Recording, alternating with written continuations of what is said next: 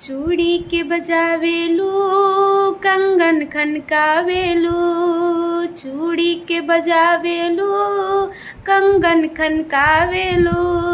गोरी आधी आधी रतिया में केकरा के बुलावेलू। गोरी आधी आधी रतिया में केकरा के बुलावेलू। चूड़ी खनकाइला, कंगना के बजाइला। पिया आधी आधी रतिया में सासू के बुलाइला। पिया आधी आधी रतिया में सासू के बुलाइला। सासू के बुलाइला, देवता मनवाइला। सासू के बुलाइना, देवता मनवाइला।